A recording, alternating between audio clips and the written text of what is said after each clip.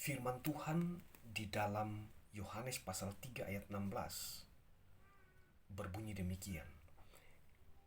Karena begitu besar kasih Allah akan dunia ini, sehingga ia telah mengaruniakan anaknya yang tunggal, supaya setiap orang yang percaya kepadanya tidak binasa, melainkan beroleh hidup yang kekal.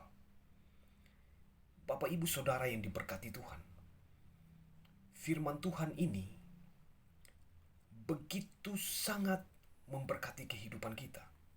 Karena firman Tuhan ini adalah dasar di mana kita melihat kasih Allah yang begitu besar dinyatakan bagi dunia. Siapa yang merespon kasih Allah ini, maka dia akan memperoleh keselamatan daripada Tuhan. Nah, setiap orang yang percaya kepadanya akan diselamatkan. Jadi Bapak Ibu Saudara, karena begitu besar kasih Allah, maka dia telah memberikan anaknya yang tunggal, supaya setiap kita yang percaya kepadanya tidak binasa, melainkan beroleh hidup yang kekal. Jadi kata percaya di dalam ayat ini itu menunjukkan bahwa kita bukan hanya sekedar percaya dengan pengakuan mulut kita saja. Tetapi kata percaya di dalam ayat ini, kalau kita merujuk kepada bahasa aslinya, berarti ada penyerahan total kehidupan kita kepada Tuhan. Jadi bukan hanya sekedar pengakuan percaya dari mulut, maka kita diselamatkan. Tidak, saudara.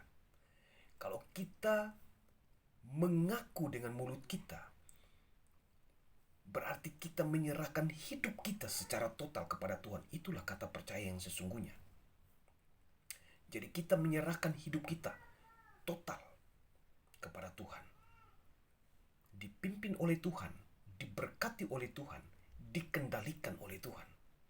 Bukan lagi kita yang mengendalikan kehidupan kita. Tetapi biarlah kebenaran Tuhan mengendalikan kehidupan kita. Sehingga seperti Rasul Paulus katakan, bagiku hidup adalah Kristus dan mati adalah keuntungan. Ya, jadi hidup kita hidup untuk Kristus. Hidup dikendalikan sepenuhnya oleh Kristus. Ya, jadi poin yang berikut, ketika kita mendapatkan keselamatan daripada Tuhan oleh karena iman percaya kita, maka di situ sebenarnya kita sedang membawa hidup kita untuk mengasihi sesama kita. Jadi, ketika kita diselamatkan, kita sudah tidak lagi menjadi orang yang egois. Kita tidak lagi menjadi orang yang egois. Karena kasih Allah, ketika kita diselamatkan, kasih Allah mengalir di dalam kehidupan kita. Kasih Allah menyentuh kehidupan kita, sehingga kasih itu akan menggerakkan hidup kita untuk mengasihi sesama. Perhatikan ini. Karena begitu besar kasih Allah akan dunia ini, Allah mengasihi seluruh dunia ini. Kasih itu dinyatakan di dalam kehidupan kita ketika kita mengaku dan menyerahkan hidup kita sepenuhnya kepada Tuhan untuk diselamatkan oleh Tuhan. Maka kasih itu pun akan kita implementasikan di dalam kehidupan kita.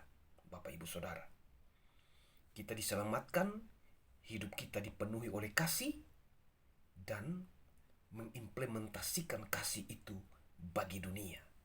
Karena kitalah wakil Tuhan untuk menyatakan keselamatan yang daripada Tuhan bagi dunia. Jangan sama seperti ahli Taurat, saudara.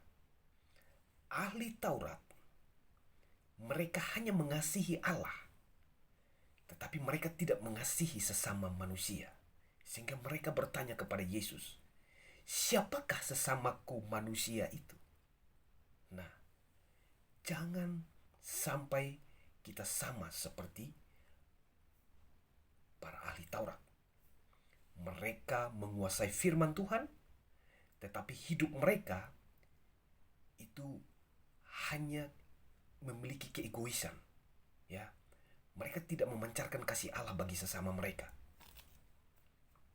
Mereka mengasihi Tuhan, iya, tetapi mereka tidak mengasihi sesama mereka. Yesus datang menyatakan kasih Allah bagi kita, dan kasih itu kita pancarkan bagi dunia. Tuhan Yesus memberkati kita.